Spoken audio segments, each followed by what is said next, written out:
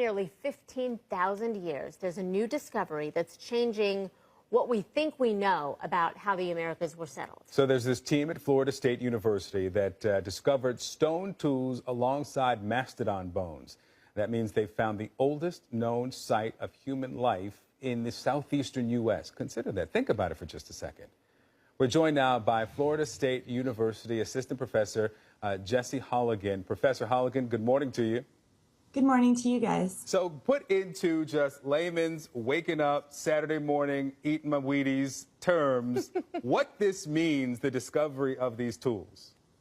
So these bones and artifacts show that people were in Florida 1,500 years earlier than a lot of people accept the Americas were colonized. And more importantly, a lot of us were taught that the Americas were colonized by some folks coming through an ice-free corridor from Alaska through Canada into North and South America around 13,500 years ago. That's what most high school textbooks say. That ice-free corridor wasn't open until 14,000 years ago. This site is 500 years older than that, and in Florida, which is by any stretch of the imagination, kitty corner across the continent from Alaska. So it means that we really have to re-examine how and when the Americas were colonized. So this is on its face fascinating, but when I look at the pictures and the images here, it's underwater. Yes. Some underwater sinkhole, is that what we're looking at here? Yes, it's a sinkhole in the bottom of the Osceola River.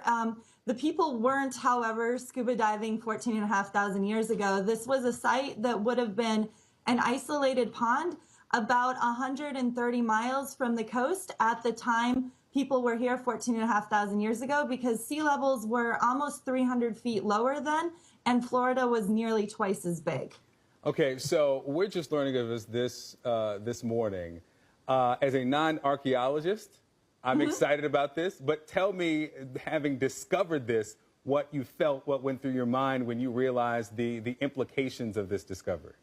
Oh, it was so exciting. Though, to be fair, we were building on research done by a number of archaeologists in the 80s and 90s who had already done some excavations at the sinkhole. They found a tusk with human-made, they said, cut marks, but it wasn't widely accepted by the archaeological community. So we were actually there to reevaluate their claims. And so finding the stone knife that we discovered really showed that they had been correct. The stone knife, there's absolutely no way that could be made by nature, whereas some people had proposed that the marks on the cuts could have been caused by elephants, and by elephants I mean mastodons stomping around on the tusk later on, and our knife showed that there's no way that wasn't done by people. So it wasn't that we lucked into this layer, we were really building on some previous research. But that being said, I don't think any of us slept the night that we found the biface. Everybody was very, very, very excited, and it's been so rewarding to get to work in that sink and